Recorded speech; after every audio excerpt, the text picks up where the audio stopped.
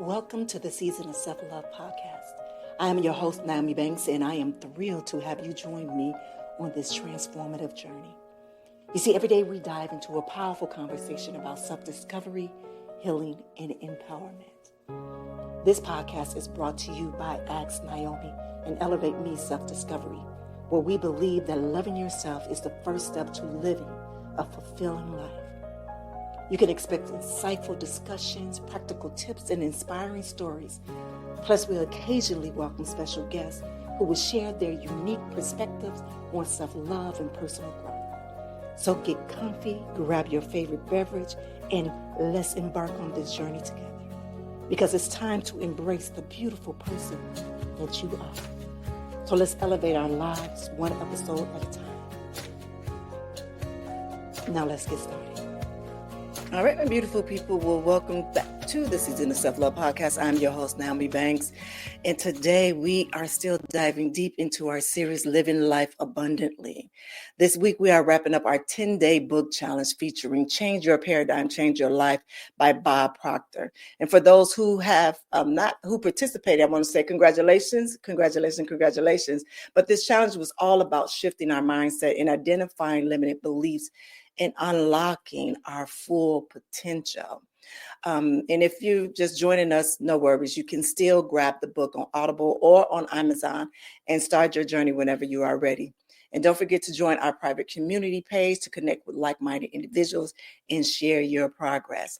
But today I'm thrilled with the guest that we have, Matt Gerlach, a man who's turned personal struggles into profound success. Matt journeys from battling anxiety and trauma to creating several 7 to 8 figure businesses is nothing short of inspiring. He's here to share his insights on healing, transformation, and abundance. Trust me, you won't want to miss this episode. So let's do this. Let's take a quick break. And when we come back, we're going to talk to Matt and find out how did he do it? All right, it's your girl, Goddess NmW&x here on the Season of Self-Love podcast, and we'll be right back.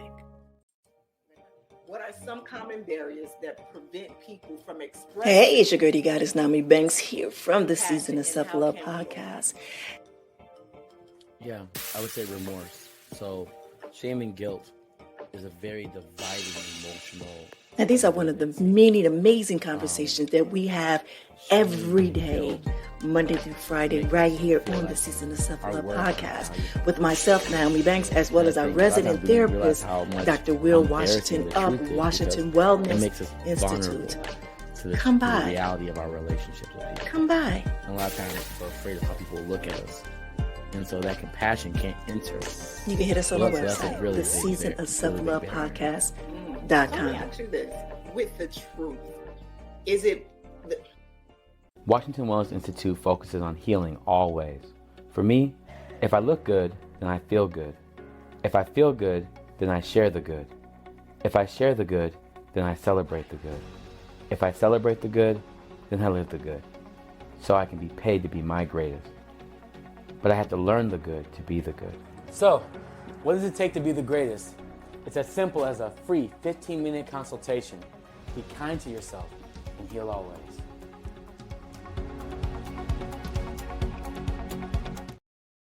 All right, well, welcome back to the Season of Self-Love podcast. I am your host, NmW&x, and this month we're talking about living life abundantly. And today we're talking about from struggle to abundance, a conversation with Matt Gerlach, a man who has turned his personal struggles into profound success. I love that. Matt's journey from battling anxiety, trauma, to creating several 7 to 8 figure businesses is nothing short of inspiring. Hey, Matt, how are you? I am well. Thank you for having me. I'm super pumped and excited to be here. I love abundance and talking about it, and just grateful to be here with you all today.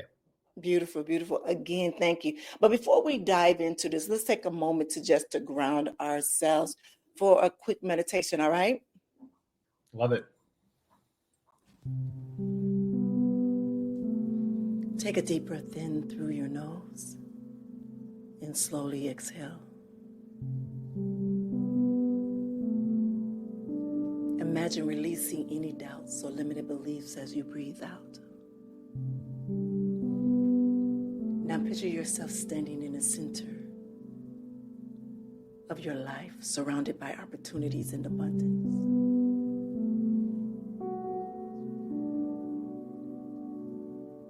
Now take another deep breath in, embracing possibilities ahead. And exhale any tension or fear.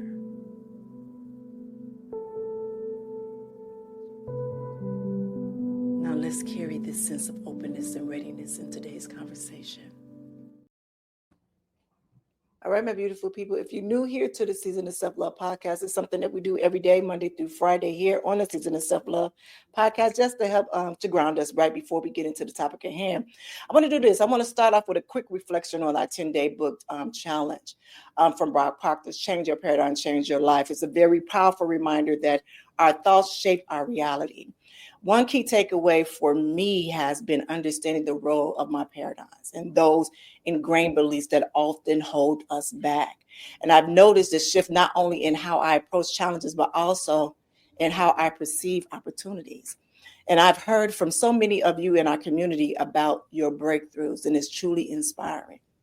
So my question is, what paradigms are you ready to change? And maybe it's the belief that you're not good enough or that financial success isn't for you.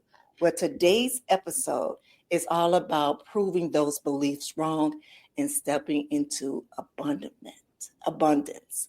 But now let's welcome our guest, Matt Gerlach. Matt, thank you for this. Really, I needed this. Thank you for having me. I'm really excited to be here, and just your energy is infectious right now. I feel really grounded and just really grateful. So thank you. Thank you. Well, let's dive into this. Can you share your journey and what led you to confront your anxiety in your childhood trauma? Absolutely. So I would say my life sort of started at about this is where my life started for me, was around 27 years old. I moved to New York from Los Angeles. Before then, I had really just been floating around and not really living any sort of version of authenticity whatsoever. I went to college. I'd always been a studious student, not an A+ student, but I'd always done well. I had started working at 15, just went where the wind took me, did what I thought I was supposed to do. And at 27, I moved to New York. That was the bravest thing I'd ever done. I'd always wanted to do it. I'm a gay man, just to be clear. And Los Angeles is gay friendly, no questions about that. My parents had always been supportive. I mean, not necessarily embracing and curious, but there was never being gay wasn't particularly bad for me. But New York, I don't know anywhere in the world that's better for a gay man than living in New York. So I'd always wanted to move there. And I was always driven by success, by the traditional definition of success in particular.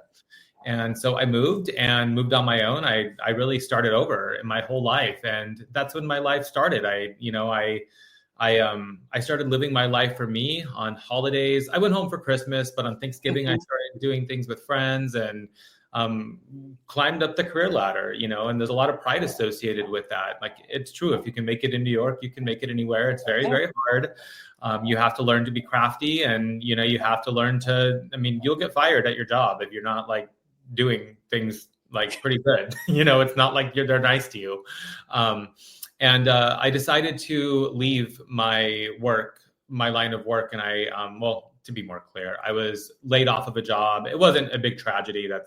I knew it was happening, and I'd made a lot of money. I'd saved money. If I didn't work for a few months, 6 months, even a year, probably would have been okay. So it wasn't like I was at the risk of being homeless. But I quickly pivoted and I outsourced my decision. A friend told me to start a consulting firm. I did it. She was like, I am so busy. I'll give you, a few mornings on my way to take the kids to school, but I'll teach you what I know in the car. And I went off and did it. And I was completely ill-equipped to start a business because I could not advocate for myself. I couldn't set boundaries. And I just couldn't say no. I thought money was the only measure of safety and happiness. And so I just went right through it. And, so the consulting business was predominantly focused on supporting up and coming consumer product brands, helping them with their growth. And it's what I'd been doing in New York for most of my career there for about 7 years. And I started to crumble. I was drinking, to be clear, like, not that I'm making just to give a context of it, like, I wasn't like waking up in the morning and having a drink, but while I was traveling, you sure can bet I was. And when I was going to happy hours and lunches and dinners, I certainly was. And I was smoking cigarettes, so many cigarettes at the time, smoking marijuana so I could sleep and just calm myself and just keep myself moving forward through this journey. I quickly grew my business to where I was earning 5 digits a month. And then like the first year I did something like $200,000 in revenue. So I was successful by all external measures. And then the crumbling became absolutely unavoidable. I started to feel depressed to the point where I worried I might hurt myself. I went to the doctor. I'd never been afraid to really like talk to somebody about what was going on with me. And she was like, Matt, your blood pressure is really high too. And that set me into a frenzy. And I just became absolutely worried to the point where it was just like, I was so hard on myself because I knew that I was drinking. I knew that I was smoking. I knew that these things were not good for my blood pressure. I just couldn't do anything about it. And the doctor, I've had a couple of doctors tell me this, like, I'm more worried about how hard you're being on yourself right now than I am worried about you drinking too much and smoking cigarettes and marijuana right now.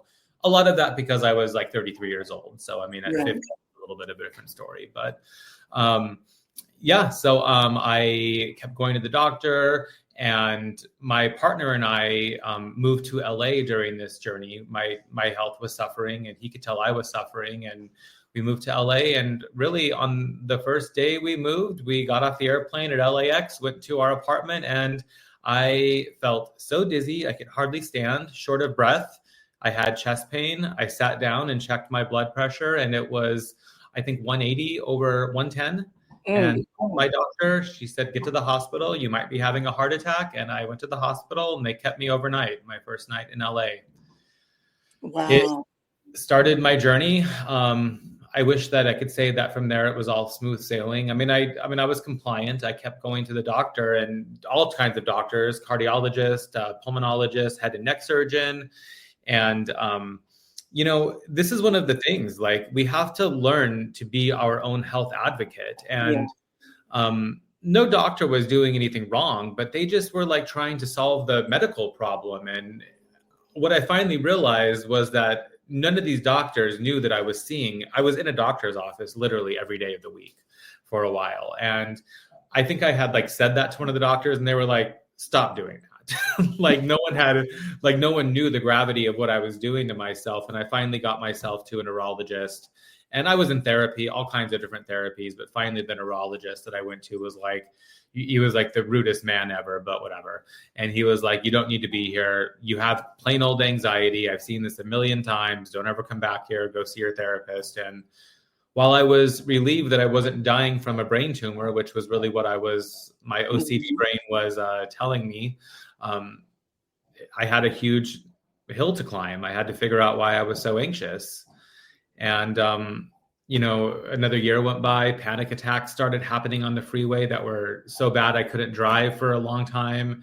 And finally, it was during a couples therapy session where our couples therapist was pretty aggressive, but like we loved her and she loved us, and she just didn't. I mean, it was a really good. She was aggressive, but in a good way. We felt very safe. I want to be very clear. And she was pushing. It was a Friday night. We were in couples therapy. We were certainly a fun couple back then. And she was like, Matt, tell David what you need. Tell David what you need. And I was like, I can't. And then finally she's like, tell David what you need. And then I burst out into tears, and she's like, oh my God, I'm so sorry. I didn't realize like that this was going to, turn into this for you. But I started bursting out into tears and just saying, like, I can't tell him what I need. I'm afraid if I do, he's going to leave me. I'd always experienced so much loss for expressing my needs, being misunderstood. And that changed everything when I realized that I'm sure that there was therapists telling me for years, like, your childhood needs to be examined. And I was resistant to doing it. And at that moment, I mean, we'd been working with a therapist, that couples therapist, for I think probably close to 2 years at that point. And and it was very clear that what was going on was because I had a traumatic childhood. I had been trying to ignore it, trying to protect the people who had traumatized me, Right. and at the expense of listening to myself. And I had no ability to listen to myself. It was like I was standing in a bucket of boiling water, telling myself that something was wrong with me for feeling pain from the scorching water. Like that's what my life had become. And so I talked for a while, so I maybe stop and let you. No, that's fine. That's fine. So you going to the therapist at the couple therapist, would you say that was probably your pivotal moment to where you knew it was time to, kind of really get into it and try to transform? So what do you do? Now that like, look, I really need to change. Understand I need to go get some healing I need to heal that little boy in me. I need to heal that little boy in me. I need to heal that teenager in me. I need to heal all of that. I know you was at there. So when you went home, what did you say to Matt? Looking in the mirror, what did you say to Matt? If you can remember. I mean, it would have been some version of like, we have to be honest now. We just have to be really honest about our feelings. And it's weird because I'd always been vulnerable, but and I think this is the challenge when we have traumatic childhoods and our parents, we know that our parents are doing their best or some version of their best. And we are afraid to admit that it caused us pain because we're turning on our caretakers. And one of the things that I've come to learn, it's that somebody can try their best and they could have hurt you. Those two aren't mutually exclusive. A lot of people love people and hurt them. And what it was time for me to do, I just needed to be honest with myself. And it was a journey. I mean, I think it was a journey because it took me a pretty long time, I think, to surround myself with the people that could make me feel safe, that could normalize what I was going through. And I don't know, I'm kind of just thinking about this right now. And I'm very comfortable around women. I've always had a lot of women in my life. And I think that women have been working on themselves a lot longer than men have. So it was, I'd always learned a lot from women, but I never really had a man mentor around at that time to kind of show me that it was okay to be experiencing what I was experiencing. And that didn't stop me. It just it took me a little longer to find. And eventually I would say the person that might have been the most impactful for me at this point, I had started, I'd always wanted to write a book, and I kind of laugh. I don't really have a lot of natural, performing abilities. I'm not a sports person. I'm not a singer and dancer, but I was a book I could, my brain is good. I can do this. And so I found a writing coach, and she I never really knew what was going on, but it felt like she had been on a journey like me and was maybe a couple of years ahead of me, maybe a year ahead of me. And that's exactly what it turned out to be. And she really supported me, and I wrote, and she helped me dissect it, helped me see myself. And, it was a journey of learning to listen to myself and honor my feelings. And by honoring my feelings and listening and understanding, why is this boy so anxious? Why am I so depressed? Why am I so scared to rock any boats? It's because when I'd rocked boats, I'd been punished for them. And I think about this now. As adults, you and I still struggle expressing our needs and getting, and hopefully a lot less than what we used to. But it takes a lot of work to get to a place where you can, I don't know if we're ever perfectly expressing our needs, but we need to have compassion for ourselves, and we surround ourselves by other people who have compassion for us. And I wasn't there. I thought that something was wrong with me for having my needs and for having the feelings that I had. And the more that I learned to just be honest with myself and to go deep, why am I afraid to, I'm just making this up. Why am I afraid to throw the football? Well, because growing up, I was made fun of for throwing the football. It's not that me honoring those feelings fixes everything, but it gives me an entry point to start working through. Well, I'm afraid of being teased for throwing the football wrong. Then I talked to a mentor, a therapist, a friend. I mean, somebody that kind of helps me through that. Well, Matt, there was a time that I was afraid to read out loud and I did it. Now I'm a public speaker. We start realizing that these like fears and these limiting beliefs, I think you said that earlier, these limiting beliefs we have are very normal. They were picked up along the way, and it's a journey and it's a forever process to learn how to work through our limiting beliefs. And eventually we learn how to do it kind of on our own, maybe not all the time, but like we learn how to, it was a process of learning like why I felt the way I felt. Like in my framework that I work with my clients on now, it's like, the first step is really like the best we can to be getting clear on just where are we now? Like, well, like whatever it might be, like I'm anxious, finances are a problem, I want a divorce, I hate my husband, I hate my wife, whatever it is. Cool. So that's all out there. And then we start thinking about like, what do we want? Like, what is like the next, like, what do we really want? And then the next step is what is in the way? Like, we need to give ourselves permission for like, what is in the way? I mean, there's legitimate things in the way. Like, I'm afraid to go on a date because my mom always told me I was a fat cow or something, like, of course, like start working through these things. And like anyone who is admonished or told these things, like would have, limiting beliefs about their, about themselves. And all of that you say, I'm sorry, all that you said is so true. When this month we've been reading Change Your Life, Change Your Paradigm, Change Your Life. And in the beginning of this series, no lie, Matt, I always prepare my series a month ahead of time.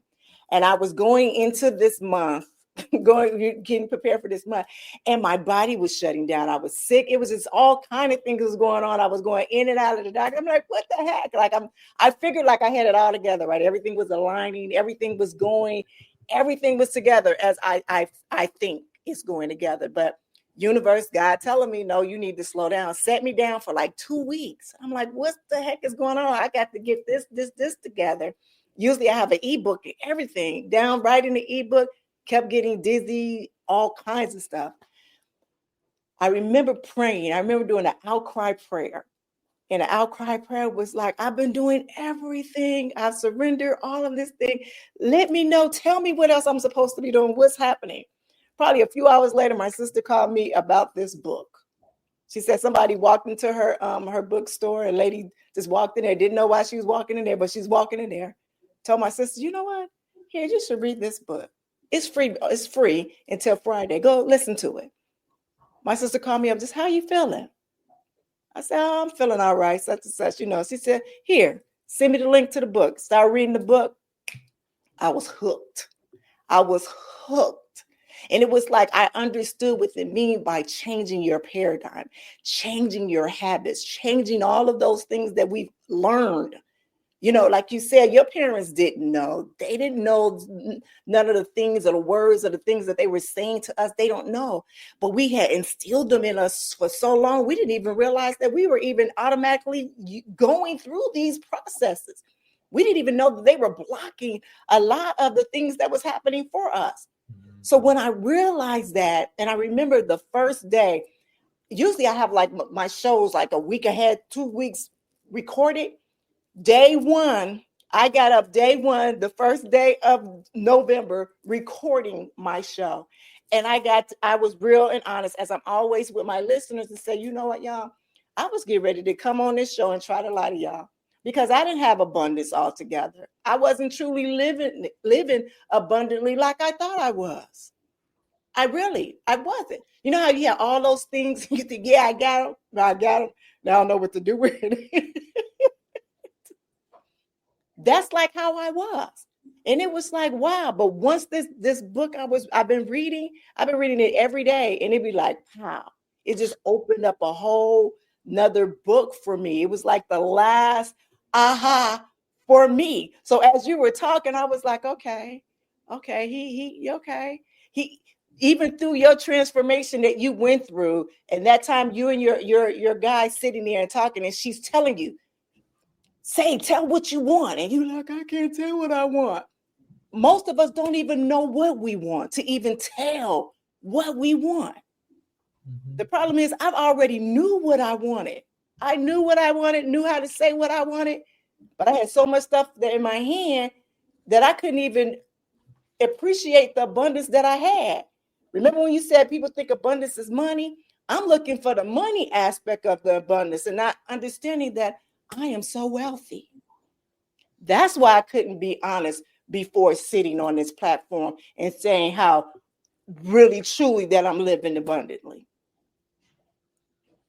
What's coming up for me in hearing this is it's like, I mean, I think it's Maya Angelou that says, like, when we know better, we do better. Yes. And like, you know that more abundance is available. That's been a big part of my journey over these past several months. My partner and I we're going through our surrogacy journey right now. So we're going to be parents 2025, which is exciting. And, a lot of what I talk about and really teach, and I think we can kind of sum up the destination that I really help my clients get to, is a place of fulfillment, which also includes abundance and everything. But I've realized for myself that the life that I had that I would have classified as entirely fulfilling maybe a couple of years ago, it's not what the 2025 version of Matt wants. And I think it takes a lot of bravery and you're leading by a really good example. We're all changing, and just admitting that we're growing and we're changing, and what abundance was for you in 2020 isn't the same as what abundance is for you in 2030. And it certainly won't be what it is for you in 2040.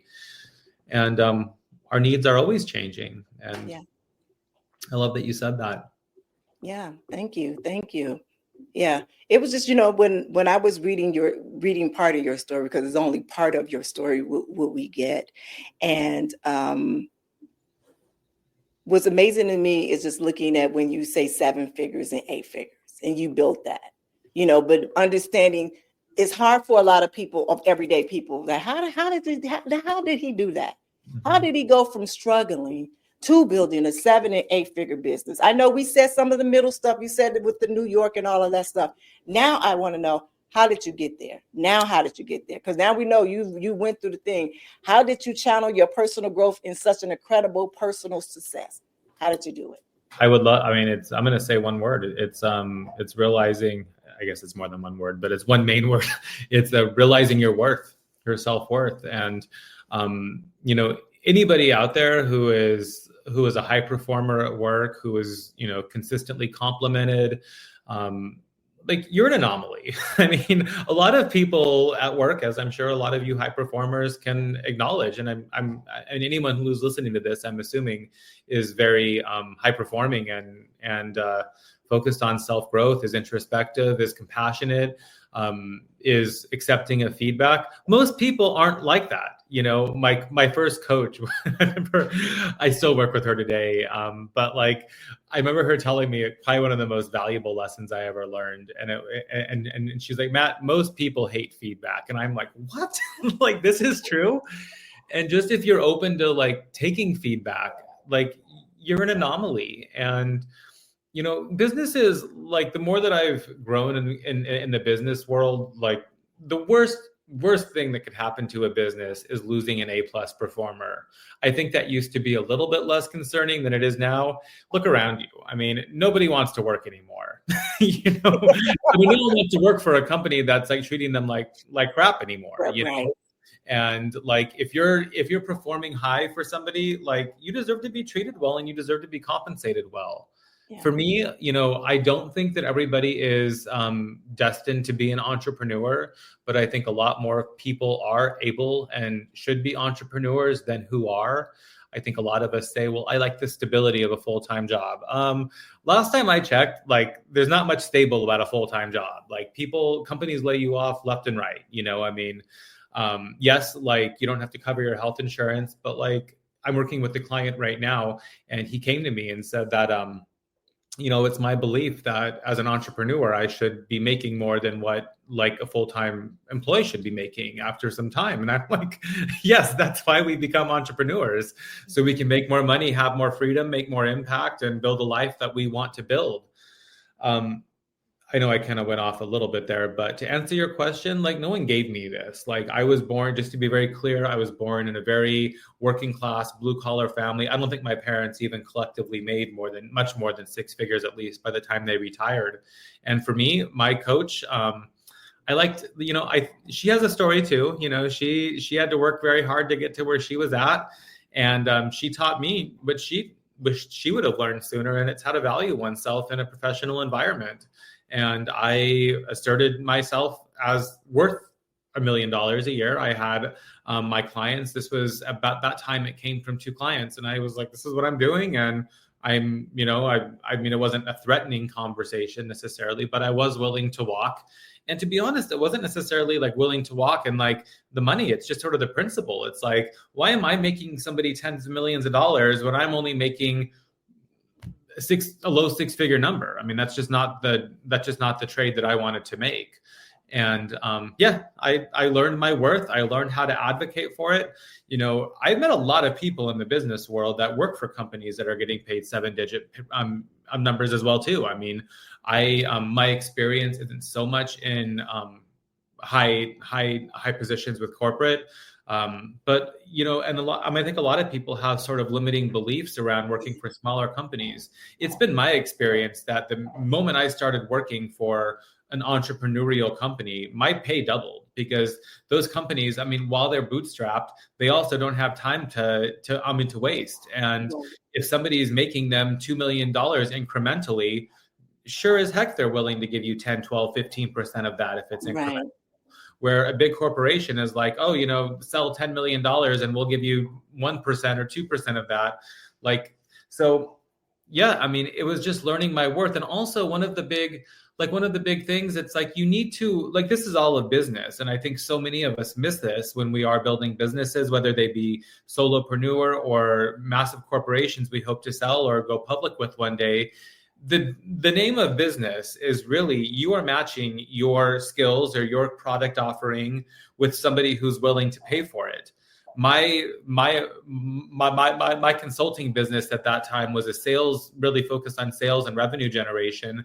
So aligning myself with the CEO of a company who had his whole career in sales, he wouldn't have necessarily valued my services the same way me coming into a company whose founders and owners, who their skill was in finance or in product development, they didn't have the skills that I had. So it's not necessarily that you can walk into any corporation or any company or whatever and demand that. Right. But you find someone who needs what you have. And also, I'm a really trustworthy, compassionate person, and my clients saw that. And I treated these businesses like my own, and they saw that. And no one's ever going to, very few people will come tap you on the back and say, hey, we want to pay you $1 million a year. Right. You're going to have to learn how to negotiate and ask for that. And I think that so many of us, I mean, all of us who were not born into affluence and not born being told we're worth millions of dollars, we have to learn those skills. And it comes from learning from those who are where we want to be. I would not be here if I didn't have coaches and mentors and people who taught me this is possible. And that's why we're always supposed to be surrounding ourselves with people who are ahead of us in some ways, because we don't know what we don't know. And the more I've matured I think one of the bigger accomplishments in the money is that I've done this working about 15 to 20 hours a week as I got things going in a bigger way, because you start learning that, a lot of people out there are spending their time. Let me be more clear on that. I mean, maybe 15 to 20 hours a week of the work, but I spend the other parts of my time learning and growing and networking and doing the parts of my job that I found really fulfilling, that didn't feel like work. And the bigger and the more advanced we get in our careers, the more we get ourselves out of the weeds and into the real work that few people really get to do. Right. Because, it takes a lot to get there. But yeah, I mean, it's really just learning my worth, learning how to set boundaries, and all happen on the healing and growth journey. Yeah, I like that. Y'all hear that? Knowing your worth. Knowing your worth. Knowing your worth. So tell us about the Abundance Activation Mastermind. Who is it designed for and who can participate? Yeah, the Abundance Activation Mastermind is an offer I have right now going. It is for entrepreneurs and executives who are wanting to level up and find alignment in their lives. And really what they want to do is match their businesses with their personal lives. I think so many of us, we get caught in this rat race of more and more and more. And what we really want is we want to have more freedom. And I've created this mastermind that's a group of entrepreneurs and executives that have gotten together that are seeking freedom, and we're learning from each other, and we are helping we're helping each other go after what really matters in our lives. And from what I have, it's really sort of a distillation of my journey, going from where we were chasing money to where we really want more time with our kids. We want more time with our dogs, even. We want more times with ourselves. And I've been in sales for my whole career for 20 years, but even 35, if you want to count me working at my grandmother's garage sale for 10% commission when I was 8 years old. But I've never sold based off of price. And I see so many companies, so many of the clients I've worked for, I've come in and they've been like, it's just a race to the bottom. And what I really like doing is working with companies and helping them align charging what they need to for their product or service so they can actually build the life and the business that they want. And this race to the bottom, save that for the Procter and Gambles of the world, or the big corporations that have that ability to handle massive volume. But for the average company, we don't need 10,000 customers. What we need is 100, 200, 1,000, whatever it is. We need 1,000 people that want to give us relatively small amount of money. And it's about aligning our offering, who we are, who we want to serve with that offering, and people who will pay for that. So I also really, what I'm just spending most of my time doing is working one-on-one with these entrepreneurs and executives who are looking to get help with their lives and their businesses. And really, burnout is such a real thing now. Yeah. Business is so much harder than it was 3, 4, 5 years ago. And everyone's just feeling burnt out. And I help them with really the spirituality part of life, the health part of life, relationships. And of course, money's part of that. But so many of us, we think it's more money and more money and more money. And it's really not. Right. We want to have enough money to support our lives. But one of the things that I've really done well in my life is really understanding, and it's been a journey, but understanding what enough really is for myself. And I work with so many people that have millions of dollars in the bank, and they're like, I'm afraid to leave my job because I'm going to be stuck with my health insurance. If you have millions of dollars in the bank, you can afford your own health insurance for a year while you get things going, And so many of us just don't think about that because we were raised by parents who taught us to be scarce, and we didn't have time back then. Wow. Yeah. I thank you for that. Thank you for sharing that, because I took some little gems in there as well. All right, Matt, so do me this favor. Can you share with my listeners any actionable steps towards cultivating abundance in their own lives? Yeah, I think it absolutely starts with assessing where we are at now. And I've tried to to dance around this a little bit, but writing is really, really, really going to help you. And, if you really, really, really can't write, get in the practice of perhaps voice notes, talking to yourself in the bathroom mirror. If you are in the car, talking to yourself. But if you could really get in the habit of writing. And I think that when I look back to my journey and why I wasn't ever journaling until I was, probably almost 30 years old, I think I was afraid that somebody might find this journal and after I died and they're going to know I'm crazy. I would invite you to rethink that. First of all, you will be dead, and it's not going to matter if somebody finds this journal. And what I think about now is, I'm laughing because it's true. It's I really thought oh my God, I'm going to die one day and someone's going to find this and I'm going to be embarrassed. I'm going to not be around anymore.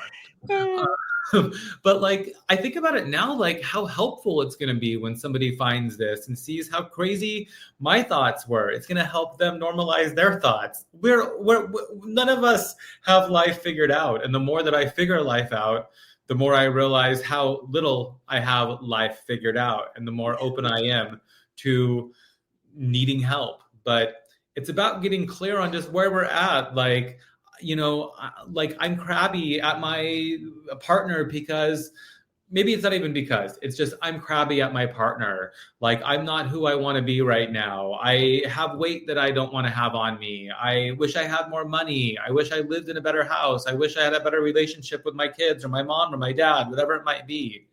So really, like, get in the process of just examining yourself.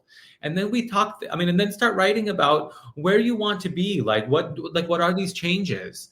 And then really get honest about yourself. And this, I'm not saying that this is necessarily easy.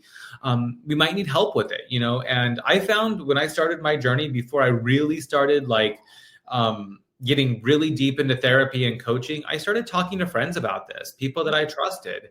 And I started talking to them about like things that that were coming up. Well, I want to be here, but like my confidence, it doesn't feel like I'm not confident enough to do that. And I started realizing, why am I not confident about this? And this is all through writing, like journaling. And I realized it was the messages that I received growing up. And I remember one day, this is probably about 8 or 9 years ago, I asked my friend, I said, this is what I remembered about my childhood, being told this. Were you told this? And he was like, no, Matt. He was like, my childhood was not perfect. But he was like, no, nobody said anything like that at all to me. And that was an entry point. Yeah. This isn't like a solitary journey of writing by yourself and figuring it out, but it's like trying to get some direction about like, what do we actually want? Where is the entry point? And then once it's like, I'm starting to realize these things I'm starting to recognize patterns and recognize things about myself that I want to change. Then we can start asking for help. Get on Google, start looking around. A lot of coaches, find a therapist. I am a big proponent of starting just with therapy. I think it's a great entry point. I've worked with a lot of therapists. My biggest advice, if it is not the right fit, go to 2 sessions, maybe 3. If you're not feeling it, move on. I talk to so many people who are like, therapy doesn't work for me. And like, what happened? Well, I met this one person and they didn't understand me. Therapists are just like you and I. We are all different. We all have different modalities, different personalities. And I'll tell you, the therapist that I'm working with, I've seen several, and I actually just recently went back to one that I'd been working with for a while, but I was transparent when I left him that I just wanted to try somebody else out. I went back to him recently, and he's covered by my insurance, entirely covered. So I think we kind of, we tell ourselves like, oh, like good therapists aren't covered by insurance, and they are, just keep looking. Right. And thank you. Yeah. Just like surround yourself by other people's stories. Like a huge part of this for me was reading. Oprah was a big part of it for me, really like leaning on the people who had been through problems and like understanding like where, how they made it through. And the, even social media, like, there was the holistic psychologist. She was around several years ago. And she was honestly one of the people that really helped me see that what was going on was because of childhood trauma. Yeah. I rambled here for a lot, but I take it as this. There's a lot of entry points here. It's about getting curious and just being honest with ourselves about about how we are feeling and starting to examine why. Yeah. That's exactly why the season of self-love was created. It really was. And so we can truly find out who we are, connect with ourselves, have an intimate relationship with ourselves and being real and honest, so we can do all of those things and just get those, as I said, the ick out of ourselves. But Matt, thank you. That was such valuable advice. And for my listeners, I encourage you to reflect on what Matt has shared and think about how you can apply all of these steps to your own life. And Matt, again, thank you so much for joining us and sharing your incredible journey. Where can our listeners connect with you and learn more about your work? Thanks. I've been so excited to be here, and you can tell by my passion, I hear myself speaking and it's like, this has changed my life, and it's really like what I classify my journey in one word has been introspection. It's been just learning, examining. I think the exact definition of introspection is something along the lines of like examining one's own feelings and emotions and just examining it. And there's nothing wrong with them either. Like, and we don't chase every feeling either, Yeah. I mean, so it's like, I'm feeling this way. It doesn't mean that or I'm feeling afraid of, I don't know, women or something. You don't avoid all women because of that. That's an entry point to start examining why, but we need to be honest with ourselves about what that feeling is. And I've given some just off the cuff examples there. I hope it's resonating. But I created a workbook, and it's really a distillation of all of the work that I've done. I spent like more than $200,000 on my healing journey. I have spent tens of thousands of hours working on myself with therapists and coaches and writing and reading and studying. And this workbook, it's a distillation of everything, and it's available at risetoyourworth.com, and it will get you started. You can start going through these exercises that I've outlined today. And in that workbook is a special offer where you can book a free 45-minute coaching session with me, and you will have a breakthrough on this call. We're going to get clear. I encourage you to get through the workbook to as best you can.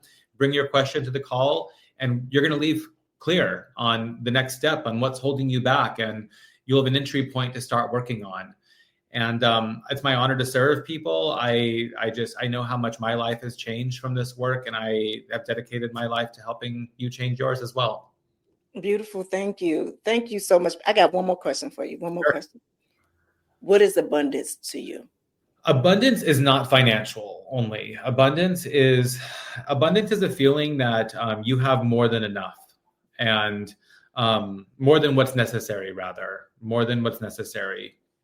And it means that you're getting more sleep than you need, or you're getting more sleep than absolutely required to stay alive. You have more money in your bank account than what you have to survive. You're happier than the bare minimum required. You have more than you have more than like barely enough.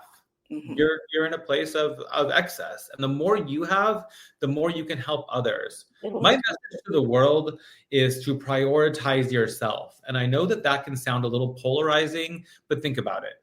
On an airplane, you are told to put your oxygen mask on first.